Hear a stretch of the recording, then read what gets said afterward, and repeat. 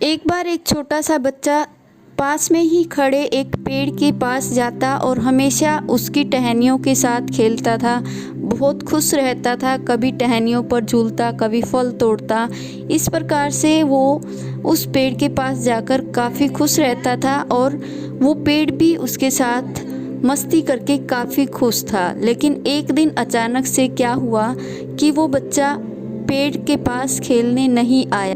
कई दिन बीत जाते हैं लेकिन पेड़ बहुत ज़्यादा उदास हो जाता है और एक दिन अचानक से बच्चा फिर उसी पेड़ के पास आता है और वो पेड़ काफ़ी खुश हो जाता है उस बच्चे को देख करके। लेकिन अब की बार बच्चा कहता है कि मुझे खिलौने चाहिए, अब मैं आपके साथ नहीं खेल सकता, मुझे खिलौनों के साथ खेलना है। तभी पेड़ कहता है कि तुम मेरे फल तोड़ लो और उन फलों को बेच करके खिलौने खरीद सकते हो। बच्चा बहुत ज़्यादा खुश हो जाता है और फल तोड़ करके उनको बेच देता है और अपने पसंद के खिलौने खरीद लेता है।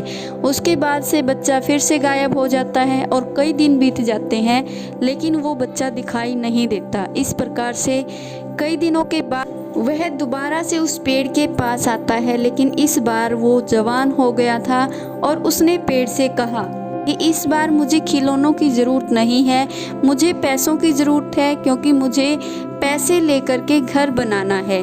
तो पेड़ कहता है कि मेरे पास लकड़ियां हैं और मेरी लकड़ियां काट करके आप ले जा सकते हो और अपना घर बना सकते हो। ज़्यादा खुश हो जाता है और उस पेड़ की सारी लकड़ियां, सारी टहनियां काट लेता है और वो जा करके अपना घर बनाता है। इस बार जब वो पेड़ के पास आता है तो वो बहुत ज़्यादा बूढ़ा हो गया था। अब बूढ़ा हो गया था और पेड़ भी बूढ़ा हो गया था। इस तरीके से वो दोनों एक दूसरे को देखकर उनकी आंखों में खुशी के आंसू आ जाते हैं। और अब की बार पेड़ कहता है, दोस्त इस बार मेरे पास ना तो फल हैं तुझे देने के लिए और ना ही लकड़ियां हैं। अब मैं बूढ़ा हो गया हूँ, मेरे पास देने के लिए कुछ भी नहीं है। इस बार बूढ़ा व्यक्ति कहता है कि मुझे कुछ भी नहीं चाहिए, मुझे सिर्फ आपकी जड़ के पास, आपके समीप आपका सहारा चाहिए और मुझे कुछ भी नहीं चाहिए।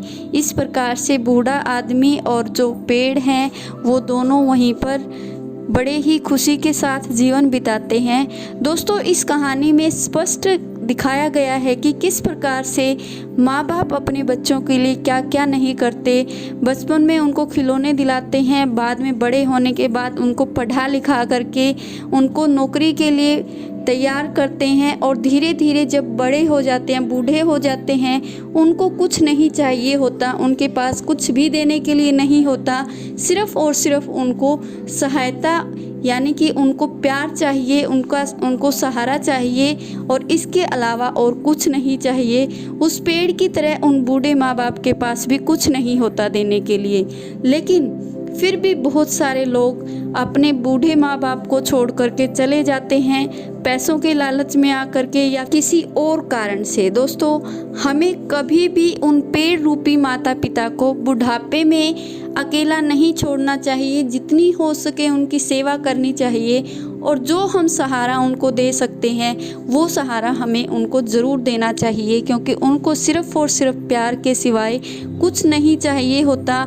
हमें बचपन से लेकर जवानी तक वो इतना कुछ देते हैं कि लास्ट में उनके पास प्यार और आशीर्वाद के सिवाय कुछ नहीं बचता और उनका प्यार और आशीर्वाद जिसके पास होता है उसे किसी भी चीज़ की ज़रूरत नहीं रहती। तो दोस्तों, अंत में यही कहूँगी कि हमें माँ बाप का सम्मान ज़रूर करना चाहिए।